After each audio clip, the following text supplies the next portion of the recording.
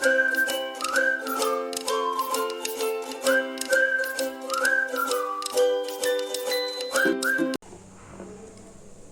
everyone, welcome to Beginners Biology Classes. I'm your educator मेघना श्रीवास्तव.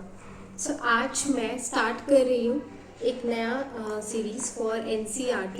मैं यहाँ NCERT कवर करूँगी क्लास 11th एंड 12th. साथ में मैं नीट के क्वेश्चंस भी कराऊंगी. So let's start. सबसे पहले मैं स्टार्ट कर रही हूँ unit 1 diversity in the living world.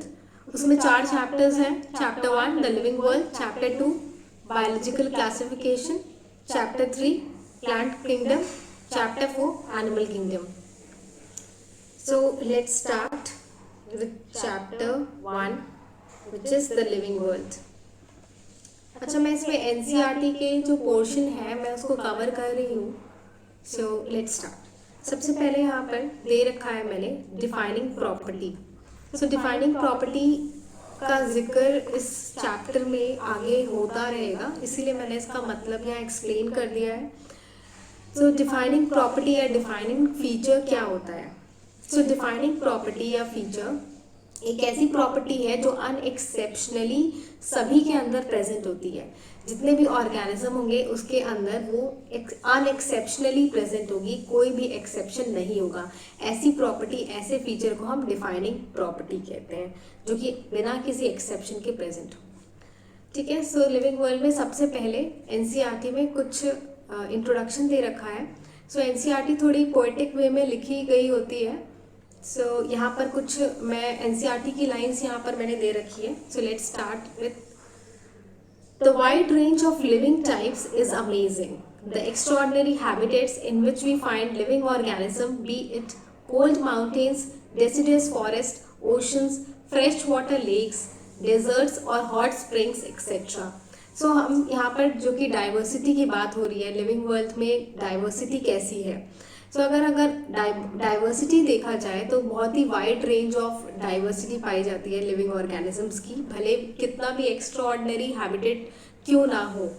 जैसे कि अगर कोल्ड माउंटेन हो गया, डेसिडुअस फॉरेस्ट हो गए, ओशंस हो गए, फ्रेश वाटर लेक्स हो गए, डेजर्ट्स हो गए, हॉट स्प्रिंग्स हो गए, इन सभी के अंदर भी लिविंग ऑर्गेनिजम्स पाए जाते हैं.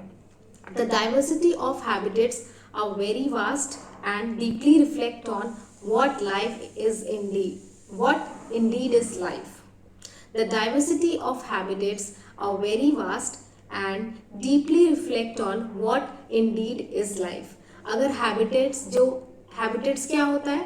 अब habitat is a place where an organism live. Habitat is a place. Habitat क्या होता है? So it's a place where organisms live. Organisms जहाँ रहते हैं उस जगह को हम हैबिटेट बोलते हैं. ठीक है. तो जो डाइवर्सिटी है, डाइवर्सिटी का क्या मतलब हुआ? विभिन्नता है. जो डाइवर्सिटी है हैबिटेट्स की वो बहुत ही वास्ट है. ठीक है. और वहाँ से हम एक ही क्वेश्चन आता है कि क्या लाइफ क्या है. ठीक है.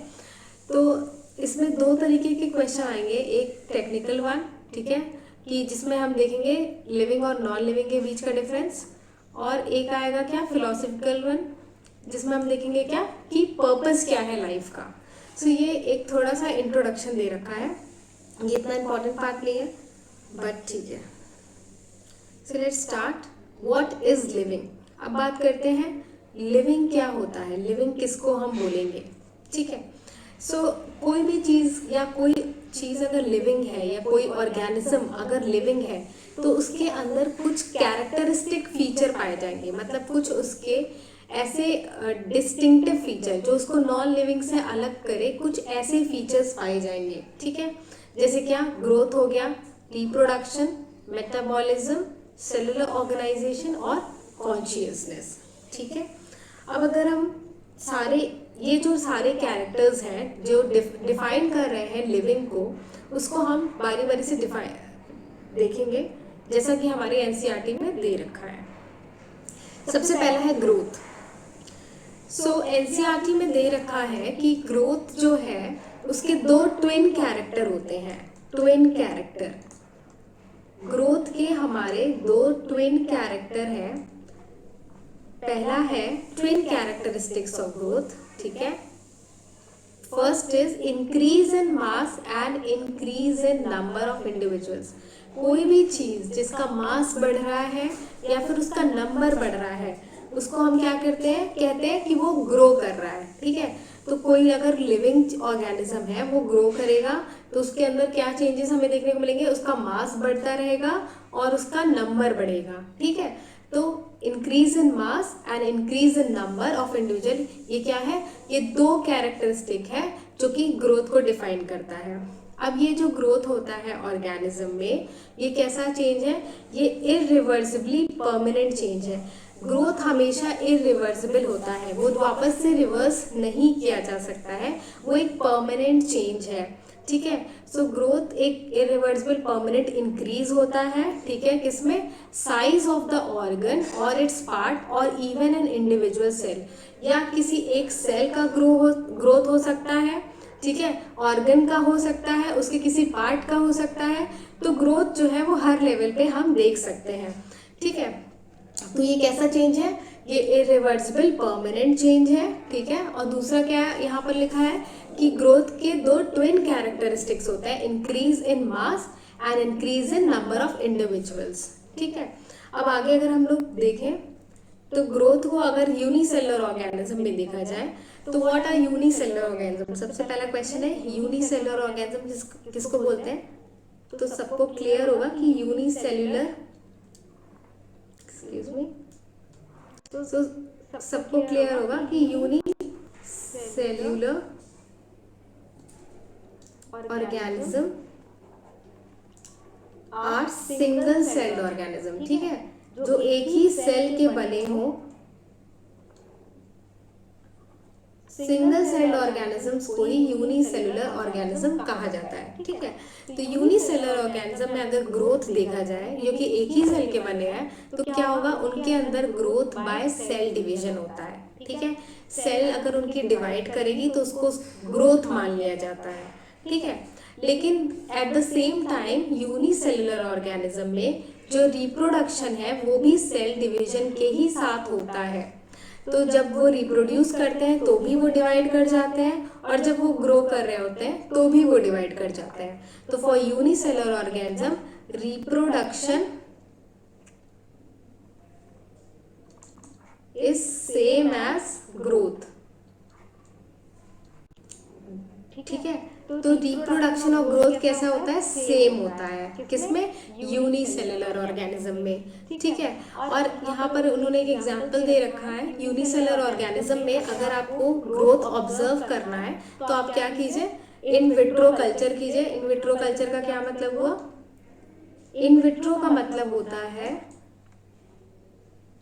आउटसाइड द बॉडी, ठीक है। जो लैब में, जब हम लैब में परफॉर्म कर रहे होते हैं एक्सपेरिमेंट, तो वहां पर हम क्या कर रहे होते हैं, जो कल्चर प्रिपेयर कर रहे होते हैं, एक पेट्री डिश होता है, ठीक है, उसके अंदर सेल्स होती है। तो यहाँ जो लैब में परफॉर्म किया जाता है इसको बोलते हैं इन विट्रो कल्चर, ठीक है, इन विट्रो कल्चर। वही चीज अगर बॉडी के अंदर हो रही होती है तो उसको क्या बोलते हैं, इन वीवो कल्चर, ठीक है, मतलब इन वीवो बोलते हैं। और इन विट्रो कल्चर मतलब आउटसाइड द बॉडी, मतलब इन लैब। तो उन्होंने कहा कि अगर आप यूनिसेलुलर ऑर्गेनिज्म में ग्रोथ को देखना चाहते हैं तो क्या कीजिए, एक इन विट्रो कल्चर लीजिए, मतलब यहाँ पर सेल को छोड़ दीजिए और उसको सारे मीडियम प्रोवाइड कीजिए, न्यूट्रिशन प्रोवाइड कीजिए, और जब आप माइक्रोस्कोप के साथ देखेंगे थोड़ी देर बाद तो आप देखेंगे कि कई सारे सेल्स हैं और आप उनको काउंट कर सकते हैं। तो इस तरह से हमें पता चलता है क्या, कि यूनिसेलुलर ऑर्गेनिज्म ग्रो कर रहा है, कैसे, सेल डिवाइड करके, ठीक है। उसके बाद आता है growth in multi cellular organism, ठीक है। अब मल्टी सेलुलर ऑर्गेनिज्म में ग्रोथ को हम कैसे देखते हैं, उनके अंदर भी ग्रोथ जो है मल्टी सेलुलर, जो कि कई सेल्स के बने हैं ऐसे ऑर्गेनिजम्स, ठीक है, उनके अंदर कैसा ग्रोथ होता है, उनके अंदर भी ग्रोथ सेल डिवीजन के ही थ्रू हो रहा होता है। लेकिन यहाँ पर रिप्रोडक्शन सेल डिवीजन से नहीं होता है, ठीक है। जैसे अगर हम लोग प्लांट को देखें तो प्लांट में क्या होता है, प्लांट में एक सर्टेन स्टेज तक पहले वो ग्रो करते हैं, ठीक है, उसके बाद उनका रिप्रोडक्टिव फेज उसके बाद आता है। तो प्लांट के केस में हम लोग क्या देख लिए कि ग्रोथ फेज और रिप्रोडक्टिव फेज अलग अलग है। इसीलिए कहा जा रहा है कि मल्टी सेलुलर ऑर्गेनिज्म में जो ग्रोथ होता है वो सेल डिवीजन के थ्रू होता है, लेकिन रिप्रोडक्शन सेल डिवीजन के थ्रू नहीं होता है, जैसा कि हम लोग किस में देखे थे, यूनिसेलुलर के केस में देखे थे। अब प्लांट ग्रोथ के बारे में यहाँ पर एक लाइन उन्होंने दे रखी थी कि प्लांट में कैसा ग्रोथ होता है, अनलिमिटेड ग्रोथ होता है, या फिर इसी को बोलेंगे इनडिटर्मिनेट ग्रोथ होता है। प्लांट के अंदर जो होते हैं एक टिश्यू होता है मेरिस्टेम, ठीक है, इसके अंदर डिवीजन की प्रॉपर्टी होती है, ये हमेशा डिवाइड करते हैं, ठीक है, ये हमेशा डिवाइड करते हैं। तो प्लांट में ग्रोथ कैसा होता है, कंटिन्यूअसली होता है, ठीक है, through out their life span, जब तक जिंदा रहते हैं तब तक डिवाइड कर रहे होते हैं, ठीक है। ऐसे ग्रोथ को क्या बोला गया है, अनलिमिटेड ग्रोथ या फिर इनडिटर्मिनेट ग्रोथ, ठीक है। अब बात करते हैं किसकी, एनिमल ग्रोथ की। तो एनिमल में ग्रोथ देखा जाता है एक सर्टेन एज तक, ठीक है, एक सर्टेन एज तक ही एनिमल्स ग्रो करते हैं। उस ऐसे ग्रोथ को हम बोलते हैं लिमिटेड ग्रोथ या फिर डिटर्मिनेट ग्रोथ, ठीक है, लिमिटेड बोलेंगे या फिर डिटर्मिनेट ग्रोथ बोलेंगे। क्यों, क्योंकि इनके अंदर ग्रोथ जो है वो एक एज तक ही होता है, उसके बाद ग्रोथ नहीं होता है। लेकिन क्या ग्रोथ रुकता है, तो सेल डिवीजन लेकिन नहीं रुकता है, ठीक है। सेल डिवीजन कब कब देखा जाएगा, जब कहीं पर रिपेयर की जरूरत होगी, जब कहीं पर कोई सेल लॉस हो गया है उसका रिप्लेस करना हो, ठीक है, किसी टिश्यू में, तो वहाँ सेल डिवीजन तो पाया जाता है, लेकिन क्या नहीं होता है, ग्रोथ नहीं होता है, ठीक है। तो एनिमल्स में एक ग्रोथ कैसा होता है, सर्टेन एज तक ही होता है, सर्टेन एज तक होता है, ठीक है, और सेल डिवीजन जो है वो होता रहता है। अब ग्रोथ इन लिविंग, जो लिविंग ऑर्गेनिज्म है, ठीक है, ओवरऑल उनके अंदर कैसा ग्रोथ देखा गया है, जैसे प्लांट, एनिमल या जितने भी लिविंग ऑर्गेनिज्म है, सबके अंदर क्या होता है, इनसाइड होता है, बॉडी के अंदर से ग्रोथ होता है। लेकिन वही अगर नॉन लिविंग की बात की जाए तो ग्रोथ कैसा होता है, एक्सट्रिंसिक होता है, मतलब फ्रॉम आउटसाइड, ठीक है, आउटसाइड मतलब एक्यूमुलेशन से, डिपोजिशन से या एग्रीगेशन से, ठीक है। जैसे कि अगर कोई सैंड है, ठीक है, यहाँ पर कोई सैंड है या धूल कह लो, ठीक है, या मड कह लो, तो वो क्या होता है, जैसी हवा चलती है और डिपॉजिट होता जाता है, डिपॉजिट हो जाता है, तो ये तरीके से ये सैंड मोल्ड बन रहा है, ठीक है।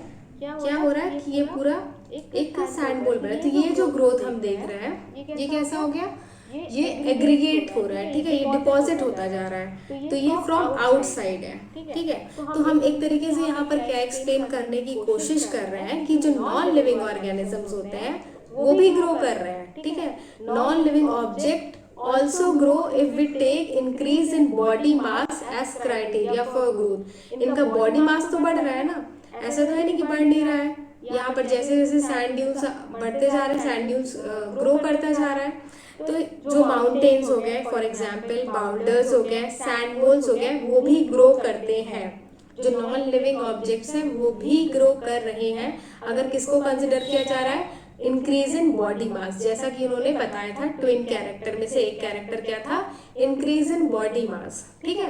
तो अगर हम उसको क्राइटेरिया लेके तो नॉन लिविंग भी ग्रो कर रहे हैं, ठीक है। बट इस टाइप की ग्रोथ को जो है वो कैसे हो रही है, एक्यूमुलेशन से हो रही है ऑन द आउटर सरफेस, ठीक है, बाहर से एक्यूमुलेशन से हो रही है। तो इस वजह से यहाँ पर एक पॉइंट जो कि दे रखा है, डिफाइनिंग प्रॉपर्टी हमने देखी थी, ठीक है। तो यहाँ पर लिखा है कि so growth is a feature not the defining feature. Growth living का फीचर तो है, ग्रोथ लिविंग ऑर्गेनिज्म के अंदर ग्रोथ होता तो है, ठीक है। हम लोग क्या पढ़ रहे थे, हम लोग ये पढ़ रहे थे कि कौन से लिविंग ऑर्गेनिज्म को डिफाइन करने के लिए कौन से डिफाइनिंग फीचर्स हैं, ठीक है। तो ग्रोथ लिविंग के अंदर एक फीचर तो है, पर क्या वो डिफाइनिंग फीचर है, नहीं, वो डिफाइनिंग फीचर नहीं है। क्यों नहीं है, क्योंकि यहाँ पर एक एक्सेप्शन है कि नॉन लिविंग भी ग्रो कर रहा है, ऑल्सो ग्रो, ठीक है। अगर क्या क्राइटेरिया ले लिया जाए ग्रोथ का, बॉडी मास इंक्रीज, क्योंकि हम लोग देख लिए सैंड मोल्स में बॉडी मास इंक्रीज हो रहा है। और दूसरा यहाँ एक्सेप्शन क्या है कि जो एनिमल्स हैं वो एक सर्टेन एज तक ही ग्रो करते हैं। Animals grows up to certain age, up to certain age, certain age तक ही एनिमल ग्रो कर रहे हैं, ठीक है। उसके बाद वो ग्रोथ नहीं हो रहा है, तो इसीलिए हम लोग ग्रोथ को फीचर तो मान रहे हैं लिविंग ऑर्गेनिज्म का, लेकिन डिफाइनिंग फीचर नहीं है। डिफाइनिंग फीचर वो होता है जो कि अनएक्सेप्शनली सबके अंदर पाया जाए, ठीक है। तो लिविंग ऑर्गेनिज्म के अंदर ग्रोथ, एनिमल्स के अंदर ग्रोथ होता है लेकिन एक सर्टेन एज तक होता है, और नॉन लिविंग भी ग्रो कर रहे हैं, इसलिए ग्रोथ को हम डिफाइनिंग फीचर नहीं लेते हैं, ठीक है। तो इस चैप्टर में हम लोग यही देख रहे हैं कि लिविंग ऑर्गेनिजम्स के लिए कौन कौन से फीचर्स जो है वो देखे जाते हैं, जो कि कैसे हैं, डिफाइनिंग प्रॉपर्टी है, डिस्टिंक्टिव कैरेक्टरिस्टिक्स है। So that's all for today. Thank you so much. If you like my video, please do like, share, comment and subscribe. Thank you so much.